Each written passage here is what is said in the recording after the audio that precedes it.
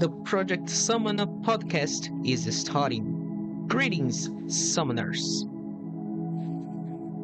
Hi, I'm Wilson, and the Project Summoner podcast starts today with episode 4 Battle Against Cheaters. War never changes. This episode isn't intended to influence the use of hacks or third-party applications. Its objective is only to present the past, present context, and analyze the future about the use of hacks within the game. Among all the lessons that the Fallout franchise can teach us, one of the many lessons, if not the biggest lesson, is war. War never changes. And then I ask myself, what is the war that has never changed in this almost 10 years of the Contest of Champions? The war against cheaters. There have been many hacks all over these almost 10 years, but until today only one still stands, the BMT mod menu. This mod menu was made by the site blackmod.net, which is a site that provides modified versions of various games and applications.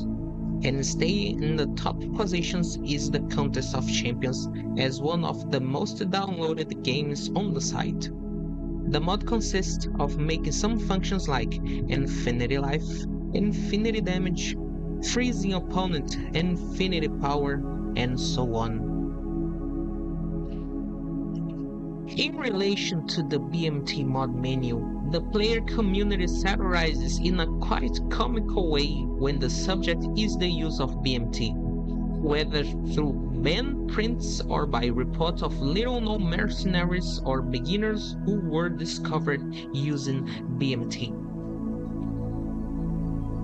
But if you got this far, you must already be asking yourself, doesn't Kabam know about this mod? Is Kabam already doing something to prevent this? Has Kabam Anti-Cheat not deleted this mod yet? Calm down, Pepperoni. One question at a time. You are listening to Project Summoner Podcast Episode 4, Battle Against Cheaters. First of all, Kabam already know about the existence of the BMT mod menu for a long time. Make a very strong assumption. It's possible that Kabam already know about this arch enemy since the first months after the launch of the Contest of Champions. Secondly, since its launch, the Contest of Champions has always received updates to its anti-cheat, but in recent years it has been receiving updates more frequently, due mainly to the launch of Battlegrounds, which is the PvP mode, and the launch of Necropolis, the last Everest event until the time this episode was recorded. Now about the third question, it's a little bit more complicated to answer.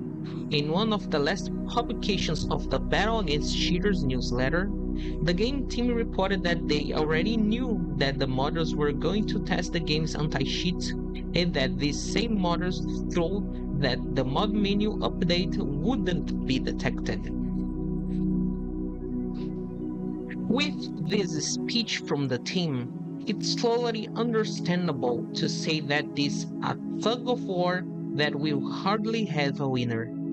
The game team updates the anti-cheat, especially with the release of the game's monthly update. In less than a week, the mod menu has already been updated, and has most likely already circumvented the anti-cheat update. Things don't look good so far, do they? And I know you've already asked yourself, can they release more powerful mod menus to the point of making the game unplayable whether in the arenas or in the battleground? The future is unpredictable, but remember that Kabam will defend its game with all its might. So, To end the episode comes the final question. Does the War of the Contest of Champions against the BMT mod menu and other little known mod menus have a chance to coming to an end? Most probably not.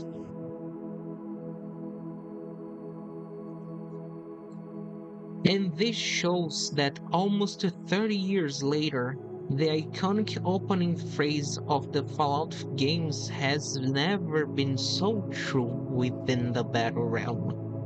Remember that in the end, war.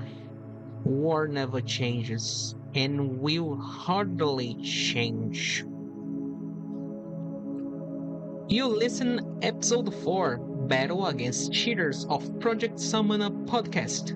Thank you for listening. I'm Wilson and I'll see you around the wasteland. Oh, sorry, I mean around the battle realm.